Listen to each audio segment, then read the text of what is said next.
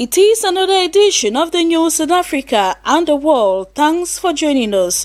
We open today in Burkina Faso, where unarmed gunmen opened fire at a cattle market in eastern Burkina Faso, killing at least 10 people, the government reported on Sunday, bringing to at least 50 the death toll from a string of attacks blamed on armed groups. The ambush occurred near the northern town of Bassa Logo, adding to the attacks in the market of Kompienga that had killed 25 people, according to provisional toll. The incident over the weekend underscores deep instability in parts of Burkina Faso, which has been battling armed groups with links to Al-Qaeda and ISIS since 2017.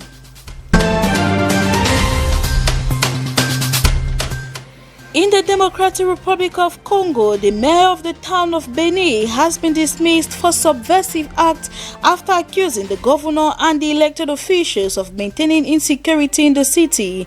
Bwana Kawa Masumbuko Yoni commented on the resurgence of insecurity recorded in the city through a local radio station after the death on May 21 of an activist of the Struggle of Change movement, Mouvement Lutte pour le Changement, Lucha, in the dispersion of a demonstration against the massacre of civilians by members of the Allied Democratic Forces group. Young people had called for the mayor's resignation.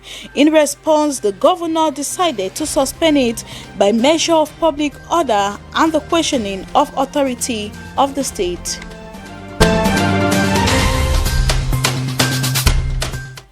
Evariste Ndayishimiye, winner of the Burundi May 20 presidential election, has reacted to the appeal of the National Congress for Liberty, the CNL.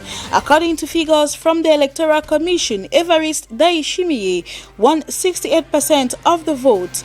Agathon Rwasa, the main opposition party, contested the results and appealed to the Constitutional Court. They call it fanciful, causing Ndayishimiye to react vehemently. He said, I quote, "I think that we have arrived today at a time when we should no longer speak of the CNDD-FDD militants alone, but understand that all Burundians together we are one nation. There must be a group trying to sabotage us. Such a group must always exist," he declares. End of quote.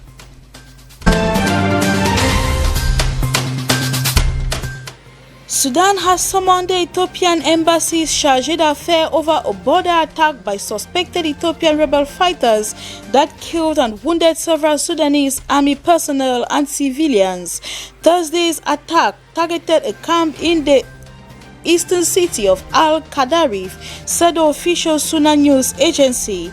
No reaction has come from Addis Ababa, though a Sudanese military spokesman blamed fighters supported by Ethiopia for the attack. Sudan and Ethiopia have been engaged in continuous talks over the demarcation of borders between the two countries.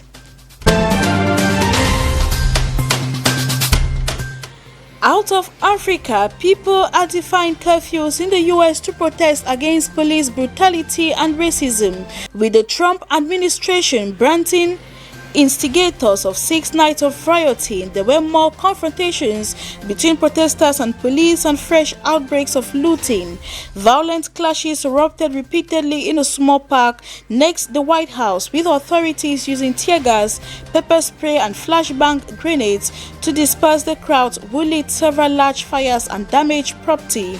The protests have turned into a nationwide wave of outrage over law enforcement's repeated use of lethal force against unarmed African Americans. The police officer who has been charged with 3rd-degree murder is due to make his first appearance in court this Monday. The protests have sparked one of the highest alerts on the White House complex since September 11 attacks in 2001.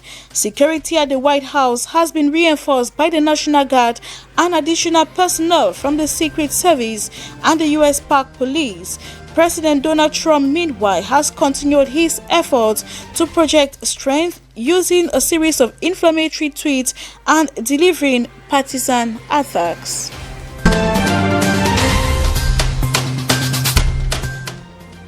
Managers of the software company Microsoft have decided to switch to artificial intelligence to select and edit news. Dozens of news producers who oversee websites for Microsoft are being replaced by machines. Media reports in Seattle, where the company is based, say around 50 news producers in both the US and Britain will not have their contract renewed. Microsoft said it was part of an evolution of its business and not a decision related to the pandemic. Some sacked journalists warned that artificial intelligence may not be fully familiar with strict editorial guidelines and could end up letting through inappropriate stories.